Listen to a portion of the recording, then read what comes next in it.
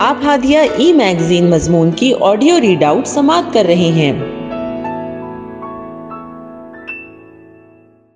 سامعین السلام علیکم ورحمۃ اللہ وبرکاتہ۔ میں سلمہ نسرین ہادیہ کے شمارے دسمبر کے مضمون کے آڈیو پروگرام میں آپ کا استقبال کرتی ہوں۔ آئیے ہم اس کا آغاز ہادیہ کے زمرہ اولاد کا مستقبل آپ کے ہاتھ سے کرتے ہیں، جس کا عنوان ہے کھیل کھیل میں بچوں کی تربیت، اور اس کے رائٹر محمد ابراہیم خان ہیں۔ بچوں کی صحت اور نشو و نما کے لیے غذا کے ساتھ ان کی حرکات و سکنات جو کبھی آپ کو ناگوار بھی گزرتی ہیں، بچوں کا کھیل، دوڑ بھاگ، ان کی اچھل کود، یہ سب آپ کو ڈسٹرب بھی کرتا ہے، اس پر آپ کو غصہ بھی آتا ہے، لیکن یہ ضروری بھی ہے کہ ان حرکات کو بچوں کی ضرورت سمجھ کر آپ اسے گوارا بھی کریں اور غیر حکیمانہ انداز میں انہیں ڈرانے دھمکانے کی بجائے آپ اپنے بچپن کی یادوں کو تازہ کرتے ہوئے ان کے ساتھ بچہ بن کر بلا تکلف ان کی ان حرکات میں شریک ہو جائیں۔ بابا، نانا اور دادا بھی اپنے لیے ان کو ایک کھلونا ہی سمجھیں اور ان کے لیے خود کھلونا بن جائیں۔ کبھی اپنے پیروں پر انہیں جھولا جھلائیں، کبھی گھوڑا بن جائیں اور اس معصوم شہزادے کو فخر ہونے لگے کہ کیا اچھا گھوڑا ہے، اور آپ بھی فخر سے کہیں کیا اچھا سوار ہے۔ گھر میں بچوں کے ہنگامے سے تو کبھی کبھی ماؤں کا دل گھبراتا ہے، کبھی ان کے کاموں میں حرج ہوتا ہے، کبھی بچوں کی شرارت پر وہ انہیں مار دیتی ہیں۔ یہ سب سے بڑی غلطی ہے، خود ماں کے لیے بھی اور بچے کے لیے انتہائی نقصان دہ ہے۔ ماں اس طرح خود کو ٹینشن میں مبتلا کر لیتی ہے اور بچے میں احساس خوف پیدا ہوتا ہے۔ وہ سمجھ نہیں پاتا کہ یہ دوڑ بھاگ اور کھیل کود جس میں اسے مزہ آتا ہے، اس میں نقصان کیا ہے، اور ہم کو کیا حق پہنچتا ہے کہ بچے سے اس کا یہ حق چھین لے۔ ابھی تو اس مہربان خدا نے بھی اس پر کسی قسم کی پابندی عائد نہیں کی، لہٰذا ہمیں بھی اس پر ایسی کوئی پابندی نہیں لگانی چاہیے جو اس کے لیے ناخوشگوار ہو، جس کو وہ بارے گراں سمجھ لے اور ناراض ہو جائے۔ ہاں، اس ماحول میں نہایت خوشی خوشی اسے تھوڑا سا حکمت کے ساتھ صحت مند مشغلے میں لگا دینا چاہیے۔ مثلاً آپ چاہتے ہیں کہ لکھنے پڑھنے یا کسی اور قسم کے سنجیدہ کام کے لیے آپ کو وقت ملے، تو آپ کے گھر کے آنگن میں، احاطے میں اگر چھوٹا سا گارڈن ہے تو اسے پودوں کو پانی دینے یا صفائی کے کام میں لگا دے، یا کچھ ایسے کھلونے دے کہ جس کی آواز آپ کو ڈسٹرب نہ کرے، یا پھر گھر کا کوئی فرد فری ہو تو وہ اسے باہر تفریح کے لیے لے چلے۔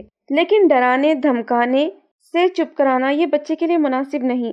وہ بھی جواباً آپ پر اپنا غصہ اتارے گا کہ آپ اس کا حق چھین رہے ہیں۔ اب اگر آپ کو اس کے ہاتھ میں موبائل ہی پکڑانا ہے تو صحت مند کھیل کا جو کچھ اسلام پسند تنظیموں نے تیار کیے ہیں، یا ایسے ہی ویڈیوز کی ان میں عادت ڈالیں، لیکن ٹائم لمٹ کے ساتھ۔ اس کے بعد انہیں کسی دوسرے مناسب مشغلے میں لگا دیں، لیکن غیر حکیمانہ انداز میں ڈانٹ ڈپٹ کر آپ اسے موبائل سے نہ روکیں، اس سے بچہ بغاوت پر اتر آئے گا۔ آپ نے اسے اس کی لت لگا کر ایک بڑی مصیبت مول لے لی ہے۔ وہ بچپن میں تو صرف کھیل تک محدود ہے، لیکن جب اس کے موبائل پر ایمان میں پختگی آئے گی تو پھر آپ کے اثرات کم، آپ کی شخصیت کا اثر بھی کم، اور موبائل پر اسے زیادہ اعتماد ہوگا۔ اب اس کی تربیت کا اہم ذریعہ موبائل ہوگا۔ اگر وہ اس کا صحیح اور جائز استعمال کرتا رہا ہے تو اسی سمت اس کی ترقی ہوگی۔ تعلیمی فائدہ اٹھانے کا عادی بنایا گیا تو وہ اپنی علمی پیاس بجھاتا رہے گا اور اس کی علمی ترقی ہوگی۔ خدا نخواستہ اسے بے لگام چھوڑ دیا گیا تو پھر وہ بھی بے لگام ہو جائے گا اور اس کے اس بگاڑ کی ذرا بھی آپ کو خبر نہ ہوگی۔ اس لیے آپ کی مصروفیات میں سب سے اہم مصروفیت یہی ہونی چاہیے کہ بچہ آپ کی نگاہوں کا مرکز رہے۔ آپ جہاں رہیں، آپ جو بھی کام انجام دیں، اس کو ہر حال میں بچے کی طرف توجہ کرنی ہوگی۔ اس کی نشو و نما کی پلاننگ، اس کی تعلیم و تربیت کی فکر، اس کی صحت اور اس کے مشاغل کے لیے منصوبہ بندی و تفریح، غرض کی ہر بات کا خیال آپ کو رکھنا ہوگا۔ ابتدائی دنوں کی یہ آپ کی توجہ اور تربیت اس کے لیے پتھر کی لکیر کی طرح پختہ و مضبوط ہوگی۔ ظاہر ہے کہ آپ اس کے ایمان و عقیدے سے تو غفلت برت ہی نہیں سکتے، اور اس کا بھی انحصار آپ کی شخصیت پر ہے کہ اذان سننے کے بعد گھر کے بڑوں کی حرکت اور اہتمام عبادت جسے وہ بارہا دیکھ رہا ہے، گھر میں بھی اور مسجد میں بھی نمازیں، تلاوت کا معمول، والدین اور دیگر سب بڑوں میں وہ دیکھے گا۔ یہ اس کی عملی تربیت کا سامان ہوگا۔ وہ گھر میں کتابیں دیکھتا ہے، کسی کو لکھتا پڑھتا دیکھتا ہے، یقیناً وہ کتابوں کو اور قلم کو ہاتھ لگائے گا۔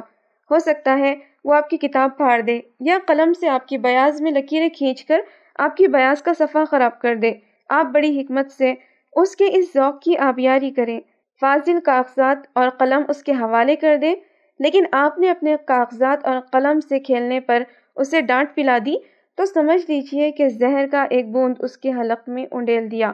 وہ پھر کاغذ و قلم سے دوری اختیار کر لے گا اور اسے لکھنے پڑھنے سے نفرت ہو جائے گی۔ اس کے مقابلے میں دلچسپ تصویروں اور کھیل کے سامان کے ساتھ کچھ کتابیں اس کے سامنے رکھ دیں اور پھر ذرا بولنے لگے تو آپ کھیل کھیل میں اسے مختلف اشیاء کے نام سکھائیں۔ صرف انگریزی کو ہی معیار نہ سمجھ لیں بلکہ مادری زبان کے صحیح الفاظ، مخرج کی ادائیگی، لب و لہجہ اور انداز بیان، پھر ساتھ میں انگریزی اور عربی الفاظ کی طرف بھی توجہ دی جا سکتی ہے۔ اور زبان جب چلنے لگے تو ایسی ویسی باتوں سے اور لوگوں کے نام بگاڑ کر اس کی زبان بگاڑنے کی غلطی نہ کریں، بلکہ اچھے اور معیاری آسان اشعار اور ان کو پڑھنے کا انداز۔ ذرا بڑے ہو جائیں تو ترنم سے پڑھنے کا سلیقہ سکھایا جا سکتا ہے، انہیں اچھے اچھے نغمے سنائیں۔ آج کل یہ سب آپ نیٹ سے حاصل کر سکتے ہیں۔ شرط یہ ہے کہ آپ کو فکر ہو کہ آپ اپنے بچے کو کچھ بنانا چاہتے ہیں، اس کے روشن مستقبل کی تمنا آپ کے دل میں ہے، تب آپ خود ہی وہ تمام راستے بھی تلاش کرنے لگ جائیں گے جس کی فکر آپ کو ہوگی، اور یہی فکر آپ کے لخت جگر کے مستقبل کو روشن و تابناک بنائے گی انشاءاللہ۔ ہادیہ مضمون کی آڈیو سماعت کرنے کے لیے شکریہ۔